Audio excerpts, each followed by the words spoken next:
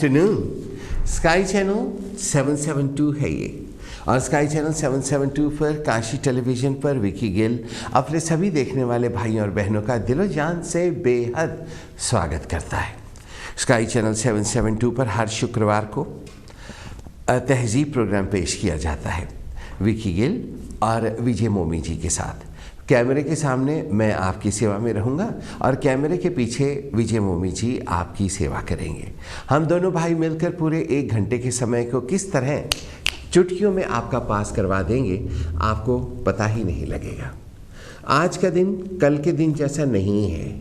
हाँ, आज 1 अप्रैल है। हम सभी लोग जानते हैं कि आज अप्रैल फूल्स डे है, लेकिन अब हम सब अंडरस्टैंडिंग वाले समझदार लोग हैं और ख़ुद अपने आप को बहुत बड़ा फूल समझते हैं। इस वजह से किसी दूसरे को फूल बनाकर हे करना हमारी तरबियत में नहीं है, और अब तक अगर किसी का हो भी तो वो निकल जाना चाहिए, क्योंकि अप्रैल फूल वाले दिन बहुत से लोगों को बहुत से नुकसान होते हैं और बहुत से लोगों के लिए सिर्फ़ एक मजाक सा हो जाता है। कल के जैसा दिन आज का नहीं है, हम सब लोग इस बात को अच्छी तरह से जानते हैं। आज से इंग्लैंड में, यूनाइटेड किंगडम में बिजली के और जो गैस के रेट्स इतने हाई हो गए हैं कि हम में से बहुत से लोगों को बत्ती जलाने से पहले सोचना पड़ेगा, गैस ऑन करने से पहले सोचना पड़ेगा कि हम अपने घर को गर्म रखें या हम उस पैसे से खाना खा लें। अगर हम खाना भी खाएं और हम गैस से घर को भी गर्म करें तो शायद हमारे पास मॉर्गेज देने के लिए पैसे नहीं होंगे। बहुत से लोगों को तो मैं जानता हूं जिनके घर में बड़े बड़े शैंडलियर्स हैं और उन शैंडलियर्स में 50, 60, 70, इवन 100 बल्ब भी लगे हुए हैं और वो एवरीडे जलाते हैं। रेडियो प्रेजेंटर एक बहुत पुरानी उद्घोषिका उनको हम कहा करते थे, क्योंकि वो बहुत अच्छी हिंदी बोलती हैं, श्रीमती इंद्रजीत कुंदी जी। आप कभी उनके घर जाइए तो इंग्लैंड में, बर्मिंघम में, ओल्डबरी में रहते हुए उनका लाइफस्टाइल बिल्कुल ऐसे है जैसे मुंबई की किसी बहुत बड़ी एक्ट्रेस का लाइफस्टाइल हो, और उनके घर में हर कमरे में बड़े बड़े झाड़ और फानूस हैं। मैं ये सोचता हूँ कि उनके दिल पर पता नहीं क्या बीत रही होगी आज के दिन, और आप सब लोगों ने भी कभी सोचा ही नहीं है बत्ती जलाने से पहले या फिर गैस जलाने से पहले। और हम एशियन लोगों के घर हर वक्त गर्मी से मग कर रहे होते हैं। जनरली हम लोगों को कंजूसों की कैटेगरी में खड़ा किया जाता है, लेकिन हम लोग जहाँ तक गैस का और बत्तियाँ जलाने का संबंध है उसमें कंजूसी नहीं किया करते। कई लोगों को तो घर में खिड़कियाँ खोलनी पड़ती हैं, जो हीट इतनी हो गई, इतनी तकलीफ़ नहीं कर सकते कि गैस के बॉयलर को धीमा कर दें। तो अब ये सिटपिटा कर मैं आपके सामने ये दुख भरी खबरें क्यों पेश कर रहा हूँ, इसके पीछे कोई ख़ास लॉजिक तो नहीं है, क्योंकि मैं तो बहुत बच के चलता हूँ, क्योंकि हमारी शुरू से तरबियत ऐसी रही कि जिस कमरे में बैठो उसी कमरे का एक बल्ब जलना चाहिए। और मेरे जो दोस्त लोग हैं उनका भी यही रही है।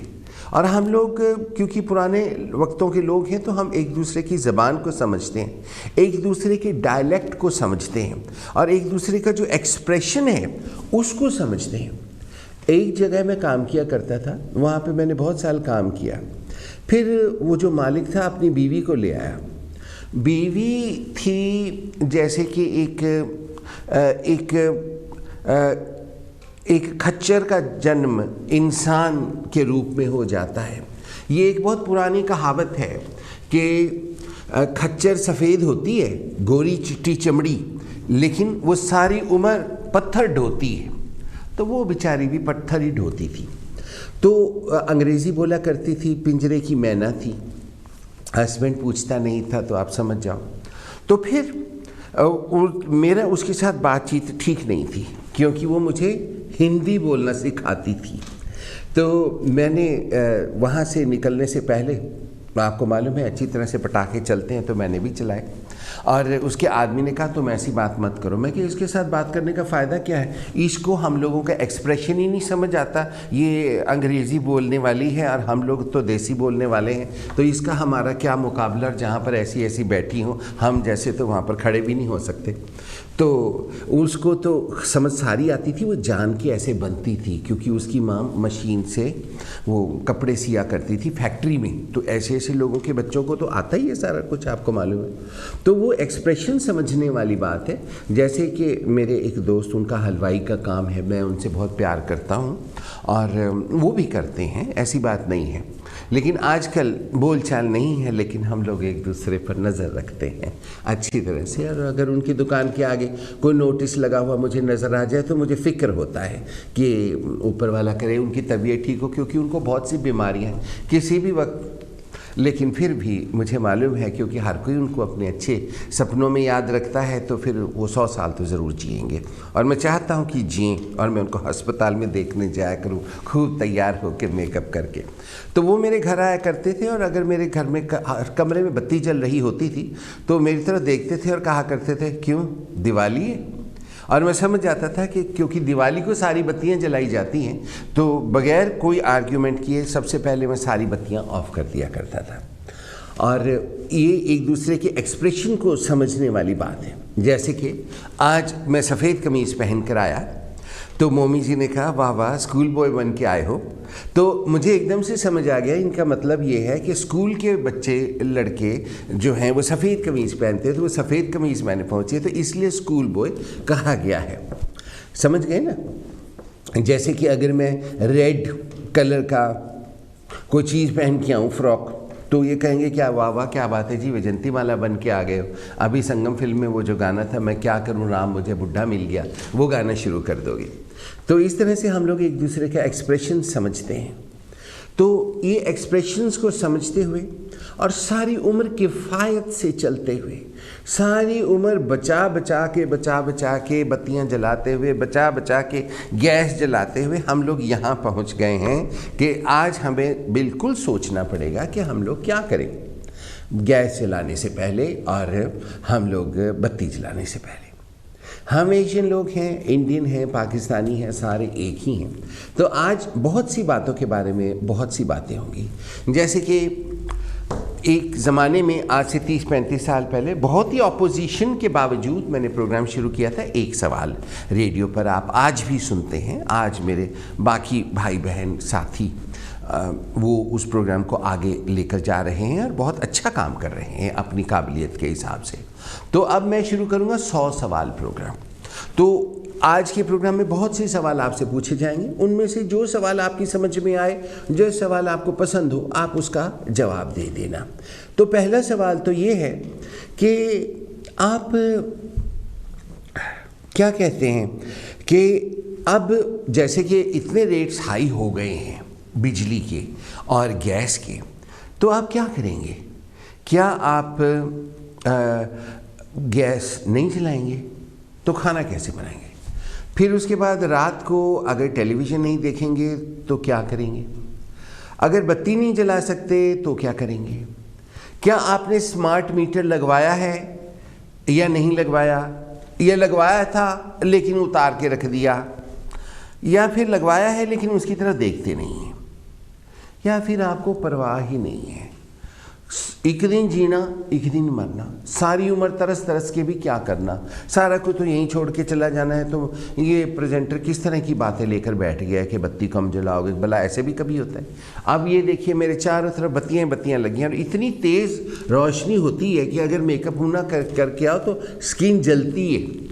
और अगर कोई सस्ता फाउंडेशन लगाया हुआ हो तो मुंह जलना शुरू हो जाता है, इतनी हीट होती है बत्तियों की। तो फिर कैमरा भी बिजली से ही चलता है, ये पीछे भी बत्तियां लगी हर तरफ, रोशनियाँ ही रोशनियाँ। तो इनमें देखिए कितना बिल आता होगा, और ये 24 आवर्स जलती हैं। ये तो सिर्फ स्टूडियो है, लेकिन उसके अलावा जिन लोगों की फैक्ट्रियां हैं, मशीनें हैं, बड़े बड़े काम हैं जिनके, ख़ास करके जिनके बिजली के चूल्हे जलते हैं, रेस्टोरेंट्स वाले हैं, ओवन उनके जलते हैं, dish washers all the time चलते हैं, वो लोग क्या करेंगे? आप अगर एक बिजनेस पर्सन सुन रहे हैं, इस वक्त तो बिजनेस पर्सन अपने बिजनेस में होंगे, वो टेलीविज़न तो देख नहीं रहे होंगे। टेलीविज़न तो इस वक्त हमारे बड़े बुज़ुर्ग, हमारे साथी जो घर में रहते हैं, काम पे नहीं जाते, वो सुन रहे होंगे, हाउसवाइफ्स होंगी। आप सबको आज का बिजली का जो ये एकदम कीमतें ऊपर हो गई हैं, और एक बार जो चीज़ ऊपर हो जाती है वो नीचे नहीं होती, आपको अच्छी तरह से मालूम। तो फिर आप क्या सोचते हैं कि आपकी ज़िंदगी पर इसका क्या असर पड़ेगा? एक सवाल तो ये है, और आप उस असर को हटाने के लिए क्या क्या करेंगे? घर में हवन करवाएंगे, पाठ करवाएंगे, कीर्तन करवाएंगे कि ये जो कीमतें हैं ये डाउन आ जाएं, लेकिन क्या उससे कोई फ़र्क पड़ेगा? या फिर आप सोचते हैं कि किसी मिनिस्टर को हम अप्रोच करेंगे, वो कीमतें नीचे ले आएगा, क्या ऐसा हो सकेगा? या फिर आप सोचते हैं कि हम किसी डॉजी इलेक्ट्रीशियन को ढूंढेंगे और अपने मीटर को फिक्स करवा लेंगे, क्या इससे कोई फ़र्क पड़ेगा? या फिर आप सोचते हैं कि बड़ा सारा हम मैग्नेट लेके आएंगे, चुंबक, उसको हम मीटर के ऊपर रख देंगे और मीटर रुक जाएगा, क्या इससे फ़र्क पड़ेगा? क्या आपने कभी इस तरह की चीज़ें की हैं? देखिए, ये टेलीविज़न है, ये हम सबका है। आपका और मेरा प्यार तब का है जब ये टेलीविज़न नहीं हुआ करते थे, तब रेडियो भी नहीं हुआ करते थे, तब मैं स्टेज पर ड्रामास किया करता था, आप मुझे देखने आया करते थे। तो फिर हम में तो शर्म नाम की एक दूसरे से कोई चीज़ नहीं है। ये तो है नहीं कि हमने एक दूसरे को छुपा के रखना है या तुसी आप करके झूठ बोलना है। आप जब भी मुझे टेलीफोन करें, मुझसे तू करके बात किया करें। मेरे को ये तुसी तासी नहीं कहना अच्छा लगता। आपका में मुझे मतलब मेरे दिल में तो आपके लिए जितनी इज्जत है आपको तो मालूम है। आप ही के प्यार की वजह से मैं इतनी तैयारी करके आता हूँ। कभी आपने बिजली के मीटर को फिक्स किया है? मतलब कि वो रुक जाए। आप अगर एक इलेक्ट्रीशियन सुन रहे हैं और मीटर को फिक्स कर सकते हैं, तो आप भी टेलीफोन करके बताइए कि क्या किया जा सकता है।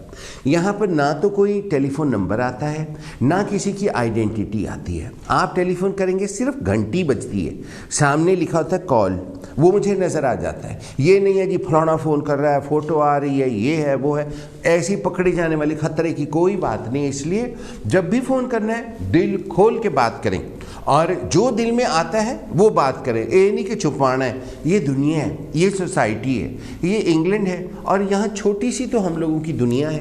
हर कोई एक दूसरे को जानता है, हर कोई एक दूसरे के काम को पहचानता है। तो फिर आपको अच्छी तरह से मालूम है कि कोई ऐसी वैसी बात तो कर नहीं सकता, क्योंकि हर किसी की माँ बहन सुन रही होती है। तो फिर क्या आप कुछ ऐसा बता सकेंगे? उसके अलावा बिजली के मीटर के जो बिल को नीचा करने के लिए अब हम लोग और क्या कर सकते हैं? आप खुद ही सोचिए और खुद ही बताइए। अभी गवर्नमेंट्स का तो आपस में बातचीत चल रही है, झगड़े चल रहे हैं, मीटर बिल्स को डाउन करने के लिए बड़ा कुछ हो रहा है, लेकिन अभी तक कुछ हुआ नहीं है। सब कुछ करते करते करते प्राइसेस इतनी हाई हो गई। फिर उसके बाद अब सारे नेटो के मिनिस्टर्स, बड़े बड़े मुल्कों के मिनिस्टर्स मिलके इंडिया गए।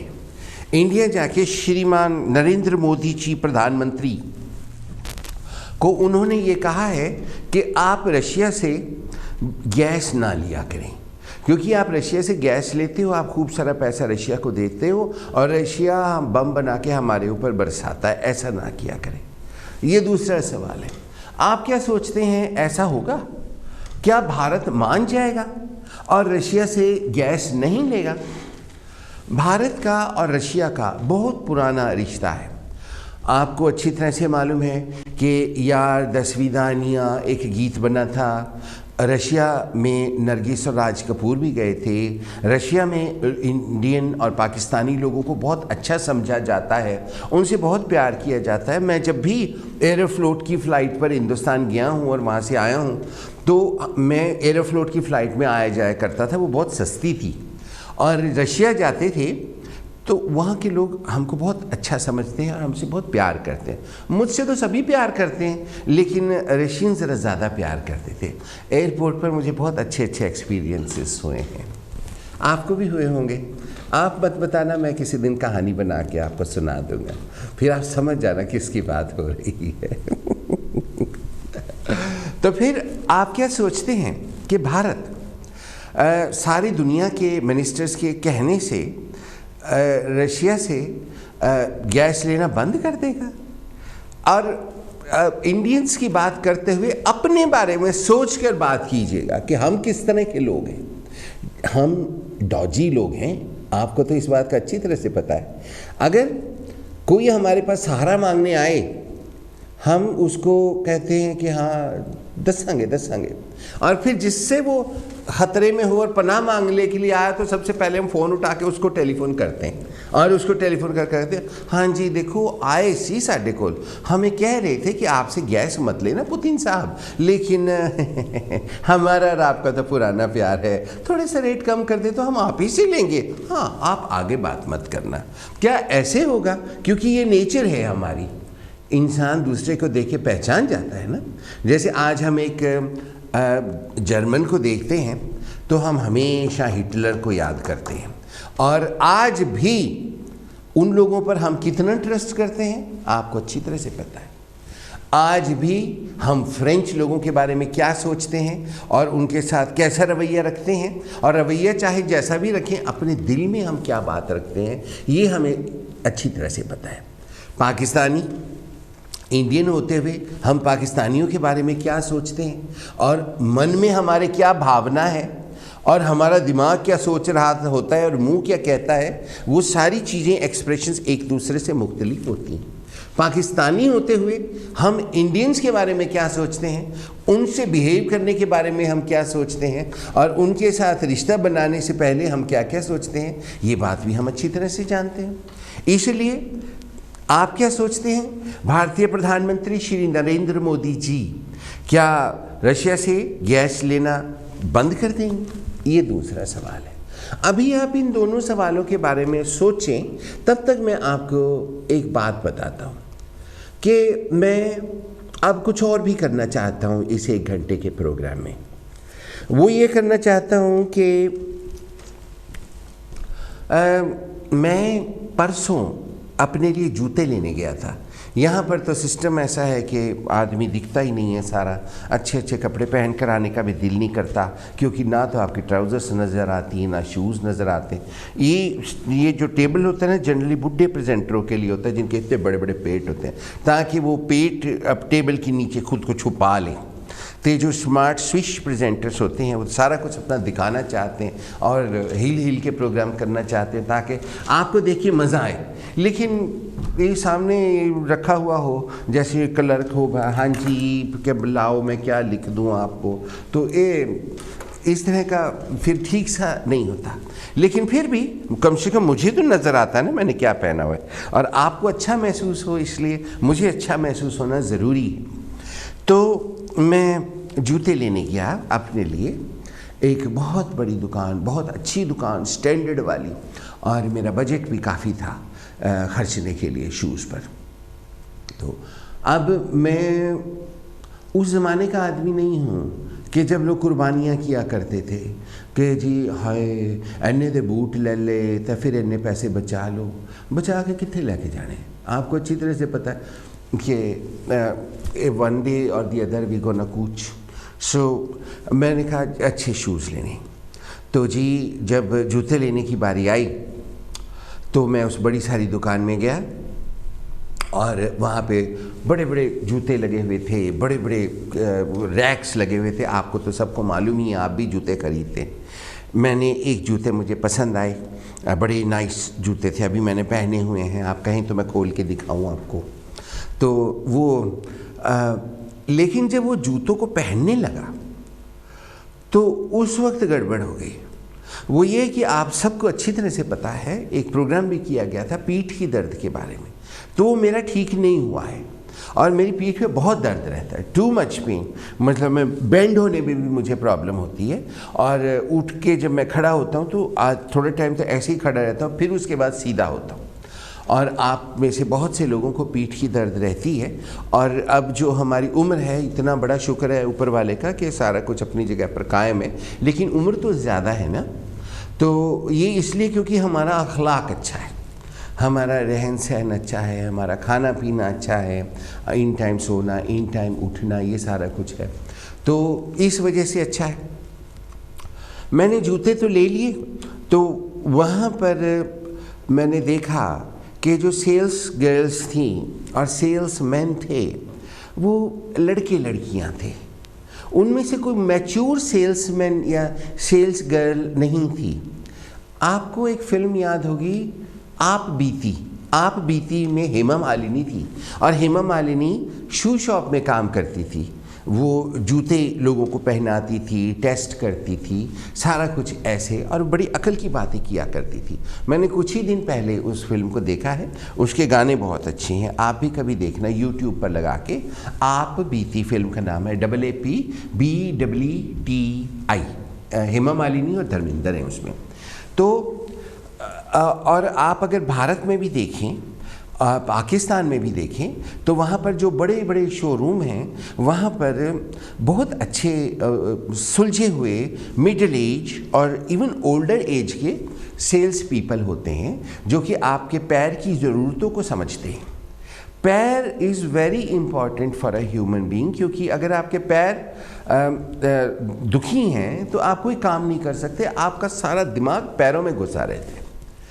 तो मैंने उस इतनी बड़ी दुकान में देखा कि सेल्स गर्ल्स और सेल्समैन ऐसे थे जैसे मॉडल, या फिर ऐसे लगता था कि जैसे इंद्र का दरबार लगा है और वहाँ पे अप्सराएं फिर रही हैं, और वो इधर से उधर फिर रहे थे, वो कुछ कंसिडरेशन नहीं दे रहे थे। अगर वहाँ से कोई जूता उठा के बाहर निकल जाता ना, तो आई डोंट थिंक कि वो उसके पीछे भागते, लेकिन वो सजी धजी, बड़ा मेकअप, और उनकी जो आईब्रोज थी वो ऐसे थी जैसे नेकटाई निकाल के चौड़ी चौड़ी आईज पर लगा दी हों। उनकी आंखें कुछ और तरह की थीं और चेहरे पर बड़ा कुछ करवाया हुआ था, उन्होंने चप्पा चप्पा मेकअप भी किया हुआ था, और वो इधर से उधर फिर रहे थे। उन्होंने ये नहीं देखा कि एक ओल्ड जेंटलमैन है और उसने जूता उठाया है। तो फिर मैं एक सेल्स गर्ल के पास गया तो वो बहुत अच्छी तरह से बोली, कहती ये ऐसे ही मैंने जैसे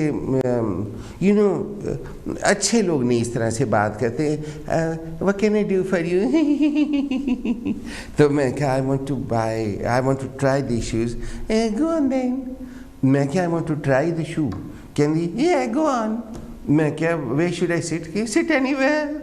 और वहाँ पर इतने ऊंचे ऊंचे टेबल पड़े थे, और वहाँ पे मतलब ऐसी कोई जगह नहीं थी जहाँ पे कुर्सी पे पैर लगा के बंदा बैठ जाए, कोई आगे स्टूल हो, स्टूल के ऊपर पैर रख के आप जूता पहनो, ऐसा कुछ नहीं था। तो जिस बंदे के पीठ में दर्द हो और सारी बॉडी में अकड़ेस हो, एज की वजह से, अर्थराइटिस की वजह से, और दूसरी और ऑपरेशंस वगैरह हुए होते हैं उनकी वजह से, तो उनके लिए वहाँ कोई अरेंजमेंट नहीं था। ना तो वहाँ कोई ऐसा शीशा था जिसमें खड़े होकर आदमी फिर अपना पैर देख सके, और फिर लंबा शीशा हो जिसमें आदमी खड़ा होकर देख सके भाई ये जूते मुझे सूट कर रहे हैं कि मुझे सूट नहीं कर रहे हैं, साइड से मेरी उंगलियां तो नहीं बाहर निकल आई, या मेरी अड्डी कैसी लग रही है इसमें, ऐसा कोई प्रोसीजर नहीं था उसमें। अब फिर उसके बाद मैं क्या, मैं शुड आई सिट हियर, कहती ये सिट हियर। तो पहले तो मुझे वो थोड़ा सा ऊंचा होके उसके ऊपर चढ़ना पड़ा। उसके ऊपर मैं चढ़ा तो वो खड़ी सामने, जैसे फ्रिज में ठंडे पानी की बोतल खड़ी होती है ना, वो खड़ी रहती है बोतल। जैसे बहुत से लोगों की नालायक नुएं होती हैं, बहुएं, उनको सत श्री अकाल नमस्ते करने का पता नहीं होता। पहले तो जब गेस्ट आता है वो खड़ी रहती हैं, फिर उसके बाद जब सास कहती है फलाना है आजा सत श्री अकाल कर ले, तो फिर वो आ जाती है पर आके खड़ी हो जाती है ऐसे, जैसे दूध में फ्रिज में कोको कोले की या ठंडे पानी की बोतल खड़ी होती है। तो वो सेल्समैन भी ऐसे खड़ी थी जैसे किसी की नालायक नू। मैं फिर वो जूता मैंने पकड़ा हुआ था, तो टेबल के ऊपर बैठ के मुझसे नीचे ना झुका जाए, जूते को पैर में कैसे डालूं, घर में तो आदमी ने अपना अरेंजमेंट किया होता है। तो फिर उसके बाद मैं कि नहीं I am sorry I can't do this, hang on a minute. तो फिर मैं खड़ा हुआ, फिर मैंने जूता टेबल के ऊपर रखा, खुद खड़े होके मैंने वो टेबल के ऊपर पैर, मतलब कि जो जूता रखा होता उसमें पैर डाला, और बड़ी मुसीबत हुई, मेरा सारा वजूद हिल गया वो जूता पहनने के चक्कर में। आप इमेजिन करें, अब मैं खड़ा होकर आपको जूता पहन के दिखाऊं, जूता यहाँ रखा हुआ हो, मैं यहाँ खड़ा हूँ, तो जब टांग उठानी होती है कितनी तकलीफ़ होती है। आप भी एक सर्टेन एज के पर्सन हैं, आपको अच्छी तरह से मालूम है मैं क्या कह रहा हूँ। तो जो फैसिलिटी कोई नहीं थी, मैंने उनको वहाँ पर बिल भी दिया, इतना महंगा सामान वहाँ से लिया, जुराबें ली, लेकिन वो एक्सपीरियंस बहुत बुरा हुआ। उस वजह से मैंने सोचा था कि मैं जब अब शो करने के लिए मैं आऊँगा तो आपको बताऊँगा। आपके अगर लड़के हैं, लड़कियां हैं और अगर उनकी जूतों की दुकान है तो आप मेहरबानी करके आप उनको कहिएगा कि आप कुछ ऐसा सामान रखें कि जो ओल्डर उम्र के लोग आते हैं वो आराम से पहन सकें जूता, इसके लिए कोई प्रोविज़न हो। एक स्टूल सा हो जैसे पहले हुआ करता था, आपको याद है वो, जैसे कि एक ऐसे बेंच होता था ऐसे, फिर उसके आगे एक ऐसे तख्ती सी लगी होती थी ऐसे, उसके यहाँ पैर रखते थे ऐसे, जैसे समझो ये पैर है, ये पैर रख लेते थे ऐसे, और वहाँ नंबर भी लिखे होते थे। उसके आगे छोटा सा शीशा भी होता था, शीशे में पैर नज़र भी आ जाता था। चलो इतना कुछ ढकोसला नहीं करना, लेकिन फिर भी अब हमारी जैसे मिडिल एज है, लेकिन तकलीफ़ें तो शुरू हो ही गई है ना, कि अभी फ्लेक्सिबिलिटी प्रॉब्लम तो होती ही है। अब हम वो ऐसे जिम्नास्टिक तो नहीं कर सकते हैं, लेकिन उसके 3 दिन तक फिर सीधा खड़ा नहीं हुआ जाता। आपको अच्छी तरह से मालूम है मैं क्या बात कर रहा हूँ, आप मुझसे कहीं ज़्यादा समझदार हैं कि अब हम वो सब कुछ नहीं कर सकते जो कि एक उम्र पहले किया करते थे। तो जूते सबसे बड़ी प्रॉब्लम है। आप अगर आपकी जान पहचान वाले हैं जूतों वाले, तो आप उनको कहिएगा कि मैच्योर उम्र के लोगों के लिए आप बंदोबस्त ज़रूर करें, कुर्सियाँ थोड़ी ऊँची बनवाएँ, लेकिन सामने स्टूल हो जिसमें पैर डाल के आदमी जूता पहन सके। और वो जूते खरीदने के लिए मैं बहुत सी दुकानों में गया था, और सटन कोलफील्ड, एडिंगटन, एलब्रॉक, इवन सोहो रोड, और फिर उसके बाद I went to Fort shopping centre, लेकिन कहीं पर भी इंतज़ाम नहीं था कि एक मैच्योर उम्र का पर्सन पहन सके।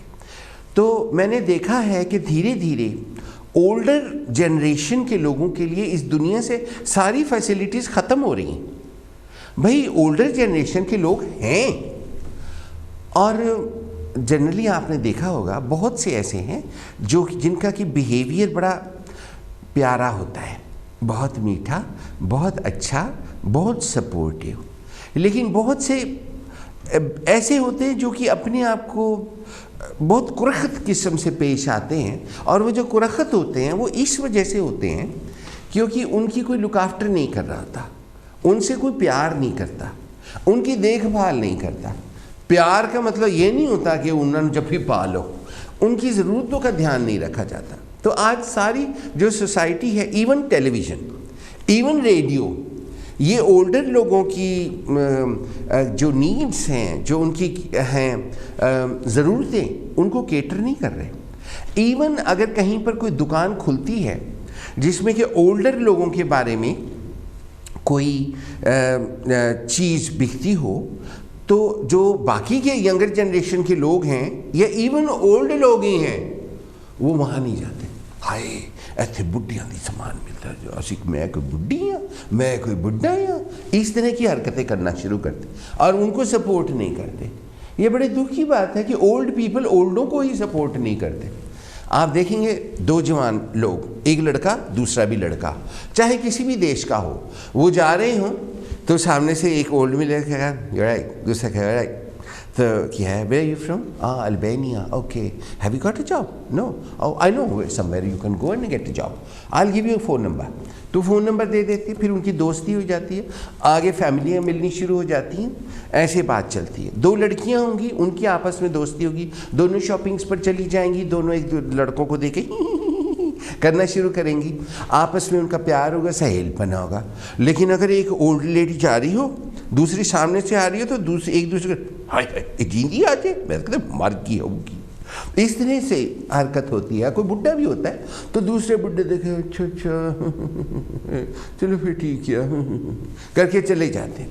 मैं वॉक पे जाता हूँ, आपको मालूम है, एक दिन मैं वॉक पे जा रहा था तो सामने से एक ओल्ड लेडी गुजरी, तो बड़ी अच्छी ओल्ड लेडी, और उसने शॉल ली हुई थी बहुत प्यार के साथ। तो मैं कहा सत श्री अकाल जी, मैं किसी को आंटी नहीं कहता, मुझे डर लगता है क्योंकि वो बुरा मानती हैं। तो मैं कहा सत श्री अकाल जी, तो कहने लगी सत श्री अकाल, तू तो टेलीविज़न वाला मुंडा नहीं? मैं क्या हाँ जी, अच्छा बात हुई। तो मैंने उनको कहा ये मेरा टेलीफोन नंबर है, तुसी मैंने ज़रूर टेलीफोन करना। कहती कहते मैं क्या बंदा मिलता है, इन्नी सोहनी गलबात हुई तो अगे भी गलबात करिए। अच्छा मुड़ के भी मिलना है? मैं क्या हाँ जी, मैं तुहाडे घर दे नेड़े रहना, इधर साडे बंदे बहुत घट रहिंदे, तां कदे आना जाना गलबात चाह पानी हो ही जाता है, तो आई वुड लाइक दैट। तो कहते ओके फिर दे दे। मैंने कार्ड उसको दिया तो उसने कार्ड इतने नखरे से लिया कि पूछे कोई ना। मैं कई बार उनके घर के आगे से गुजरता हूँ, वो बहुत बड़े मकान में रहती और उनके घर के आगे 6-7 कारें भी खड़ी रहती। और अब प्रोग्राम के पहले मेहमान का स्वागत करते हैं, उसके बाद आगे की बातें होंगी। वेरी वेलकम जी, good afternoon. Good afternoon Vicky, मैं तरसेम बोल रहा हूँ। तरसेम जी कैसे हैं? ठीक है। बेडफोर्ड का क्या हाल है? ठीक है।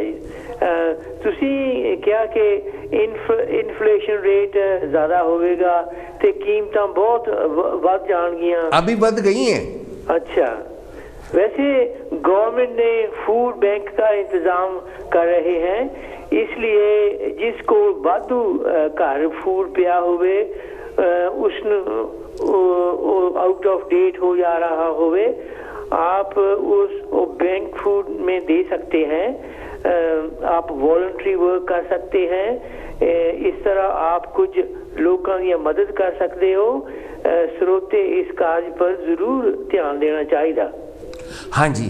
अच्छा, आप बिजली जलाते हुए, जैसे कि आपको मालूम है आज से तकरीबन 3-4 गुना ज़्यादा बिजली का बिल आया करेगा आज से, तो आप बत्ती जलाने से पहले क्या कुछ आप सोचेंगे, या फिर बत्तियां कम जलाने के बारे में आप कुछ कहेंगे, या फिर आप सोचते हैं कि हम एशियन लोग बिजली की कटौती नहीं कर सकते? इस सब्जेक्ट को हमारे पास कोई नो कमेंट हमारे को पता नहीं है। वैसे फर्स्ट प्रायोरिटी फूड का है। आज गवर्नमेंट ने यह ऐलान किया है कि फूड बैंक और खोले जाएंगे, उसमें वॉलंटरी वर्क भी कर सकते हैं। तो मैं तो यही रिक्वेस्ट करांगा कि please look out for it and it's quite good. Thank you Vicky ji. नहीं, आप और बताइए ना। थैंक्स। अच्छा, thank you ever so much indeed. Bye bye. Bye bye. Thank you. Tarsem ji आए, तरसेम जी की बहुत मेहरबानी। बेडफोर्ड में प्रोग्राम देखते हैं, आप भी इस वक्त सारी दुनिया में कांची टेलीविज़न को देख रहे हैं। सुना है पूरे यूरोप में भी आता है और नॉर्थ अमेरिका में भी आता है, और पूरे बर्मिंघम में भी कांची टेलीविज़न को सबसे ज़्यादा लोग देखते हैं। प्रोग्राम में अगली मेहमान का स्वागत करें। Good afternoon. हेलो विक्की साहब, क्या हाल चाल है? जी, आपकी दया है, बड़ी मेहरबानी, आपने टेलीफोन किया। एजाज साहब अस्सलाम वालेकुम। हेलो, मेरी आवाज़ आ रही है सर? हाँ जी, हाँ बिल्कुल आ रही है। अस्सलाम वालेकुम। अच्छा, आपने आज 1 अप्रैल है, अप्रैल फूल का भी जिक्र किया है, लेकिन एक दो दिनों में मुसलमानों का माह रमज़ान भी शुरू हो रहा है। हाँ जी, तो उसकी भी सारे मुसलमानों को हम सब की तरफ से आपको भी बहुत बहुत मुबारकबाद। और ये मुझे ये एक और बात याद आई है कि पाकिस्तान भी माह रमज़ान में मार्ज़े वजूद में आया था। हाँ जी, 14 अगस्त 1947 को 27 रमज़ान का दिन था। हाँ जी, बिल्कुल था। तो ये आप अभी कुछ गैस प्राइस की बातें कर रहे हैं। I think it is related to this war that is going on. ये जो रशिया में जो यूक्रेन में वार हो रही है, I think it may be related to that. लेकिन ये है कि पता नहीं ये ड्रैग ऑन करती है या ये वार कब ख़त्म होती है। तो रशिया ने भी कहा है कि वो रूबल में इसका पेमेंट करें। वो कल मैं खबरों में सुन रहा था। हेलो। हाँ जी, हाँ जी। तो ये मतलब है ये वार जब तक चलेगी तो ये प्राइस इस तरह इन्फ्लेशन बढ़ती जाएगी। बाकी चीज़ों के भी प्राइसेस बढ़ रहे हैं and inflation is going on, you know. Absolutely. हाँ जी। हेलो। हाँ जी, हाँ बिल्कुल। लेकिन अब आप क्या सोचते हैं कि अब हम और कितनी कम गैस जलाएं, कितनी कम बत्ती जलाएं? क्या सॉल्यूशन क्या है? नहीं, बिजली। हेलो, आपकी आवाज़ नहीं आ रही साहब। एक मिनट जी, पता नहीं अब आ रही है? हाँ हाँ जी, वो आप क्या सोचते हैं कि बिजली में हम और कटौती कर सकते हैं जलाने के लिए घर में खास करके, और गैस? नहीं, जो ज़रूरत का आप ये कुकिंग वगैरह या ये तो वी कांट ये जो इलेक्ट्रिसिटी या गैस की ज़रूरत है वो तो हम उसके बगैर नहीं रह सकते। लेकिन ये है कि खुदा करे कि ये पीस हो, और जिस तरह आपने कहा है कि वो इंडिया जा रहे हैं फॉरेन मिनिस्टर, और रूस के और दूसरे मुल्क ब्रिटेन के भी, तो ये इंडिया पे फोकस ना करें, ये सारी वर्ल्ड वाइड प्रॉब्लम है। तो let's hope this war comes to an end, और ये हर तरफ पीस हो ताकि ये जो प्रॉब्लम है ये should go away, you know. That's very true Indeed. आप क्या सोचते हैं कि आने वाले कुछ दिनों में ये लड़ाई खत्म हो जाएगी? आपका पर्सनल क्या विचार है? हम सबको पता होगा। Let's hope it comes to an end. अभी देखिए, कल परसों में इमरान खान की तकरीर सुन रहा था, कौम का खिताब, वो कह रहे हैं कि मुझे अमेरिका की तरफ से कोई धमकी का लेटर मिला है और कि वो क्योंकि रूस क्यों गए थे। तो ये मतलब है बड़ी इमरान खान जो है ऑनेस्ट मैन, मैं उसको पर्सनली जानता हूँ, उसको जब वो क्रिकेट खेला करता था। तो ये इस तरह से ये काफ़ी इसके रिपरकशंस हो रहे हैं ये वॉर के। तो ये जो है मतलब let's hope it comes to an end and peaceful solution हो इसका, और सुलह सफाई हो जाए। ये तुर्की में कुछ उनकी नेगोशिएशन हुई है, लेकिन but they have not been very fruitful. तो जो भी ये पीस लविंग कंट्रीज हैं, let's hope their prayers come to peace, कि ये लड़ाई बंद हो, ताकि ये जो गैस जो रशिया धमकी दे रहा है कि गैस प्राइसेस को वो रूबल में पेमेंट करें, और इस तरह की वो जो बातें हो रही हैं ये ख़त्म हो। That's very true indeed. Ejaz sahab, thank you ever so much indeed, आप आए, आपकी बड़ी मेहरबानी, थैंक यू। अगले हफ्ते आज ही के दिन आज ही के समय एक बार फिर से बातचीत होगी। एजाज साहब की आवाज़ अभी आपने काशी टेलीविज़न से सुनी। जैसे कि बात चल रही थी कि धीरे धीरे सारी दुनिया में और ख़ास करके इंग्लैंड में और एशियन सोसाइटी में भी बुज़ुर्गों की एंटरटेनमेंट के लिए, उनकी लुक आफ्टर के लिए दायरा कम होता जा रहा है। तो मैंने सोचा है कि अपने 1 घंटे के इस प्रोग्राम में ओल्डर लोगों के न्यूज़ भी सुनाए जाएंगे। ओल्डर जनरेशन के जो लोग हैं उनकी आवाज़ में गाने भी आएंगे। ओल्डर लोग खुद टेलीफोन करके गाने भी गाया करेंगे, और उसके अलावा अपने ज़माने की जो उनकी ऐसी बातें जिनसे कि हमें फ़ायदा हो सके वो भी वो बताया करेंगे। अब आजकल का समय कुछ इस तरह का आ गया है कि हम लोग नॉर्मल टेलीविज़न को बहुत से लोग नहीं देखते, तो इस वजह से जो आज की खबर है उसके बारे में भी बहुत से लोगों को पता नहीं है। जैसे तरसेम जी को भी कॉन्सेप्ट क्लियर नहीं था कि बात क्या हो रही है। एजाज साहब के साथ भी यही बात है। दरअसल बात ये है, एशियन लैंग्वेज में मैं आपको सुनाऊँ कि बिजली की और गैस की प्राइसेस आज से तकरीबन 4 गुना ज़्यादा बढ़ जाएंगी, और उससे बचने के लिए मतलब कि अब आने वाली सिचुएशन में कोप करने के लिए हम लोगों को क्या करना चाहिए, सिंपल सी इतनी बात है। लेकिन हम सब हैरान हैं कि हम अब और क्या कर सकते हैं, क्योंकि जहाँ जहाँ बिजली खर्च होनी है, जहाँ जहाँ गैस खर्च होनी है, वहाँ तो वो करनी ही है।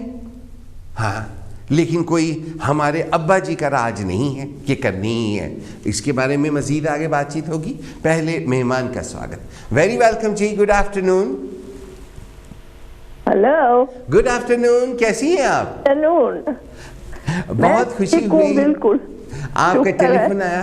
पहले मैं अब अनाउंसमेंट कर दूं आपके मुतालिक जी। अब इस वक्त टेलीविज़न पर आपको आवाज़ सुनाई देगी राबिया खत्री जी की, और राबिया खत्री जी आपकी सेवा में एक गाना पेश करेंगी। राबिया खत्री जी का और आपका साथ बहुत पुराना है, आपको अच्छी तरह से मालूम है। जब से बर्मिंघम से मैं वोल्सोल गया हूँ, एक माँ की तरह इन्होंने मेरी लुक आफ्टर की है, और एक दिन भी मुझे अकेला नहीं छोड़ा, और पूरी तरह से उस वक्त इन्होंने मुझे सहारा दिया जब सब भाग गए थे। इतने भागे थे कि मैं अगर किसी के सामने जाके कहता था कि मैं याद हूँ, तो कहा करते थे तुम अभी जिंदा हो। तो वो ऐसे मुश्किल के समय में जो आपके साथ कोई खड़ा होता है वही आपका सच्चा साथी, सच्चा दोस्त, सच्चा वेल विशर होता है। वो जिस रेडियो पर मैं काम करता था, भगवान उसको तरक्की दे, वहाँ पर भी राबिया खत्री जी आया करती थी और आपको गाना सुनाया करती थी। और आपको याद है कि वोलसोल में इनके कितने ही फैंस थे जो आज भी इनका गाना सुनने के लिए बेताब होते हैं।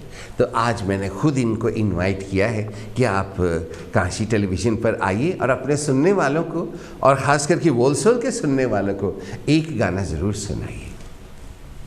आपका काशी टेलीविज़न पर बहुत आपने मुझे इनवाइट किया, उसके लिए बहुत बहुत शुक्रिया। Thank you. अब आपको हर प्रोग्राम में आना होगा और एक गाना सुनाना होगा। गाना सुनना है? हाँ जी, क्योंकि पहले तो मैं सब सुनने वालों को बहुत बहुत सलाम करती हूँ, आदाब सलाम। और रमज़ान आ रहा है, उसके लिए सबको बहुत बहुत रोज़ा मुबारक हो। खैर मुबारक। यही मेरी ख्वाहिश है, सब ठीक हो, सब दुआ करे और नमाज पढ़े, जो भी कर सकते वो करे। बिल्कुल, हाँ जी, ठीक है जी। अभी आपको गाना सुनना है? हाँ जी, सुनना है, फिर तो रमजान शुरू हो जाएगा।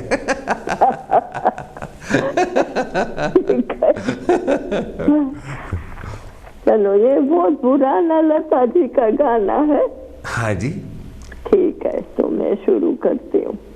इरशाद करें। रंग दिल की धड़कन भी लाती तो होगी, रंग दिल की धड़कन भी लाती तो होगी, याद मेरी उनको भी आती तो होगी। हो प्यार की खुशबू कहाँ आती थी कलियों से, होके आई है हवा भी उनकी कलियों से, उनके उसके दामन को आती तो होगी, रंग दिल की धड़कन भी लाती तो होगी, याद मेरी उनको भी आती तो होगी। हो गया, बस इतना ही। बस एक मुखड़ा और अंतरा बोल गा लिया तो बस ठीक है। अभी टाइम का आज के लिए फिर इतना ही काफी है। ठीक है, ठीक है। थैंक यू वेरी मच, आप आई। थैंक यू सो मच, आपने मुझे टाइम दिया। जी, वेरी वेलकम इंडीड। अगले प्रोग्राम में कोशिश होगी कि आप जरूर आए। सब सुनने वालों को मेरा सलाम। वालेकुम सलाम। ठीक है, ओके, अल्लाह हाफिज। अच्छा जी, खुदा हाफिज। Thank you very much indeed. Bye. Thank you, bye bye. Rabia Khatri ji की आवाज़ अभी आपने सुनी, और आप भी अगर आप भी कोई गीत जानते हैं या फिर आप पोइम्स वगैरह नहीं, अगर आपको कोई ऐसी चीज़ पता है जिससे कि हमें फ़ायदा हो सकता है, उम्र का एक्सपीरियंस भी है, मैच्योरिटी भी है, तो आप ज़रूर इस प्रोग्राम में आया करें। क्योंकि इस प्रोग्राम में अब मैं एक फ़ीचर ज़रूर ओल्डर जनरेशन के लोगों के लिए पेश किया करूँगा। कोई ऐसी चीज़ जिससे उनका भला हो वो भी किया करूँगा, क्योंकि मेरा अपना एक्सपीरियंस अब ऐसा हो गया है कि मैंने देखा है कि टेलीविज़न वाले भी और रेडियो वाले भी ओल्डर जनरेशन के लोगों के लिए कुछ भी नहीं कर रहे। इवन जो बुढ़े प्रेजेंटर हैं और बुढ़ी प्रेजेंटरनियाँ हैं, वो अपने आप को बुढ़िया नहीं कहलाती, और ना ही वो ओल्डर लोगों के लिए कोई प्रोग्राम करती हैं, बल्कि स्कूल की अल्लड़ लड़कियों की तरह हा हा हा हा हा हा हा हा करके दांत फाड़ फाड़ के हंसती हैं, और लड़कियां बन बन के रेडियो पर और कई तो टेलीविज़न पर भी लड़कों के साथ कचेड़े कर रही होती हैं। और इतना बुरा लगता है कि तुम इनकी दादी की उम्र की और तुम बातें क्या कर रही हो। उनको बताना चाहिए कि आजकल के लोगों को अपनी लुक आफ्टर कैसे करनी चाहिए, या अपने ज़माने में तो उन्होंने जो गुल खिलाए हुए हैं उनकी कहानियाँ तो मुझे भी पता है, क्योंकि मैं भी इन्हीं की उम्र का हूँ और जानता हूँ सारा कुछ कि ये किधर से बोलती हैं, तो उस हिसाब से जो फ़ायदे वाली बातें हैं जिससे कि आजकल के लोगों को रहनुमाई भी मिल सकती है, और बाकी जो आजकल के जो सिल्वर बालों वाले बुज़ुर्ग लोग सुनते हैं उनको कंपनी भी मिल सकती है और उनका इस दुनिया में दिल लग सकता है, तो और वो खुद भी आगे आ सकते हैं। आज कितने ही लोग हैं जो कि रिटायर्ड हैं, कितने ही लोग हैं जो किसी वजह से काम नहीं करते, कितने ही लोग हैं जो कि किसी वजह से आज काम पे जा नहीं सकते। रेडियो और टेलीविज़न उनकी ज़िंदगी का एक हिस्सा है, और वो हिस्सा होते हुए उसमें पार्टिसिपेट कैसे कर सकते हैं? तभी कर सकते हैं कि जब उनको ये महसूस हो कि ये हमारे ज़माने की बात हो रही है, हमें भी आगे आना चाहिए, हम भी अलाइव हैं। देखिए, भगवान श्री कृष्ण जी ने कहा है आत्मा कभी बूढ़ी नहीं होती। हमारा शरीर बूढ़ा हो जाता है, फिर ये मर जाता है, फिर उसके बाद हमें नया ड्रेस मिलता है, चोला, और फिर हम दोबारा से पैदा हो जाते हैं, लेकिन हमारी आत्मा हमेशा जवान रहती है। तो हम सबको चाहिए कि उन लोगों के लिए जिन्होंने हमारी नैपी बदली, जिन्होंने हमें नहलाया, जिन्होंने हमें कपड़े पहनाए, जिन्होंने हमें यहाँ तक पहुँचा दिया कि हम ऐसी जगहों पर बैठ के बोल रहे हैं, हम उनके जो अब बचे खुचे दिन हैं उनमें उनका इस दुनिया में दिल लगाएं। और ऐसी जगहें भी हैं जहाँ पर के वो लोग जा सकते हैं लेकिन पहुँच नहीं सकते, तो वो अंग्रेज़ों की जगहें हैं, हम लोगों की जगहें नहीं। और हम लोगों के बड़े बुजुर्ग कहाँ जा सकते हैं? जहाँ पर कि वो अपने आप को नॉर्मल महसूस कर सकें। ऐसी जगहें तो फिंगर्स पर भी नहीं गिनी जा सकती, और ये बड़े अफसोस की बात है और ये बहुत दुख की बात है, और हम सबको इसके बारे में सोचना चाहिए। मैंने सोचा है तो आप मुझे सपोर्ट करें, और जब भी कोई ऐसा बात हुआ करे ओल्डर जनरेशन के लोगों के बारे में, तो उसमें कम से कम आप पार्टिसिपेट तो कर सकते हैं। जैसे ओल्डर लोगों को बहुत सी तरकीबें पता होती, हेल्थ की पता होती हैं, उसके अलावा अपने आप को हेल्थी रखने का उनको पता होता है। ओल्डर एज में जब आप सुबह सोकर उठते हैं, सारी बॉडी अकड़ी होती है, तो उस वक्त कैसे करके अपने आप को चलाया जा सकता है, इस बात का पता होता है। उनको ये भी पता होता है कि to look forward to every moment of the day इंसान को किस तरह से सोचना चाहिए। क्योंकि बहुत से लोग बुज़ुर्ग हैं, लेकिन बहुत से लोग ऐसे हैं जो कि अभी बुज़ुर्ग हुए नहीं हैं, मगर वो बुज़ुर्ग होने के रास्ते में है, मतलब उधर को उम्र का ढलाव आना शुरू हो गया है। तो उस ढलती उम्र में कैसे सपोर्ट मिले, कैसे हेल्प हो। दुनिया में जो ज़माना है वो इस तरह चल पड़ा है कि बहुत से लोग इतने थैंकलेस हो गए हैं। मैं आपको एग्जांपल देता हूँ कि बहुत से लोगों को मैंने काम पे लगवाया है, तो कई बार मैं उनकी काम की जगहों पर जाता हूँ तो मुझे देखकर हेलो नहीं करते, बल्कि छुप जाते कि आमने सामने ना हो जाए। तो ऐसा इंसान को देखकर अच्छा नहीं लगता, तो एक उम्र के बाद आदमी को और भी ज़्यादा बुरा लगना शुरू हो जाता है। तो ऐसे ऐसे दौर में बाकी लोगों की हेल्प और सपोर्ट होना बहुत ज़्यादा ज़रूरी है। अब जैसे कि जहाँ मैं पहले काम किया करता था, वहाँ पर एक लड़का था, वो मेरी उम्र का ही था। तो जब उम्र ऐसे डाउन को जा रही होती है, तो उस वक्त की जो प्रॉब्लम्स होती थी, तो मैं उसको पूछ लिया करता था कि मेरे साथ ऐसा होता है आजकल, तेरे साथ ऐसा होता है? तो वो कहा करता था हाँ ऐसे होता है। तो मुझे थोड़ा उसमें ढांढस मिल जाता था कि सिर्फ मुझे ही अकेले नहीं होता, इसको भी होता है। जैसे कि शुरू में प्यूबर्टी आती है, लड़कों की अंडर आर्म से बाल उगना शुरू हो जाते हैं, तो आदमी एक दिन देखता है हाय हाय बाल, ये क्या हो गया, मुझे कोई बीमारी होगी। फिर धीरे धीरे हर तरफ बाल ही बाल उगना शुरू हो जाते हैं, आदमी परेशान हो जाता है। लेकिन जब वो अपनी उम्र के लड़कों को स्विमिंग पूल पर देखता है, वह हाथ ऐसे किए तो सबके बाल हैं, तो वो उसका मन नॉर्मल हो जाता है कि सिर्फ मेरे साथ ही नहीं बाकियों के साथ भी ऐसे होता है। तो फिर हम एक दूसरे से सीखते हैं। तो हम सबको चाहिए कि एक दूसरे के साथ मिलकर सीख कर हम आगे चलें। और फिर उसके अलावा अब बातें तो सारी हुई हैं और बहुत सी बीच में भी रह गई हैं और मेरी नज़र घड़ी की तरफ देखना शुरू हो गई है। अपनी तरफ से इस फीचर में मैं एक और फीचर किया करूँगा, वो ये कि मैं अब आपको एक पुराना गाना सुनाया करूँगा। आपको याद है पिछले प्रोग्राम में मैंने, शायद उससे पिछले प्रोग्राम में छोटा सा गाने का एक मुखड़ा गाया था, पुराना गाना था। तो बेडफोर्ड वाले साहब जो हैं उन्होंने भी आकर तारीफ़ की थी और उन्हें भी की थी। तो अब प्रोग्राम के एंड में मैं आपको सारा कुछ थैंक यू मोमी का इसका उसका करके जय गुरुदेव करने के बाद गाना शुरू किया करूँगा, ताकि बस वो घड़ी जब अपने आप टाइम हो जाएगा, उधर गाना चल रहा होगा, उधर सीन बदल जाएगा, पर मैं बाय बाय पहले कर चुका हूँ। मोमी जी का प्रोग्राम को असिस्ट करने के लिए बहुत थैंक यू, आपका प्रोग्राम में पार्टिसिपेट करने के लिए बहुत थैंक यू। अगले हफ्ते आज ही के दिन, आज ही के समय यानी कि फ्राइडे को दोपहर को 1 और 2 बजे के बीच ज़रूर मिलेंगे। जब तक लौट करना आऊँ, जय गुरुदेव।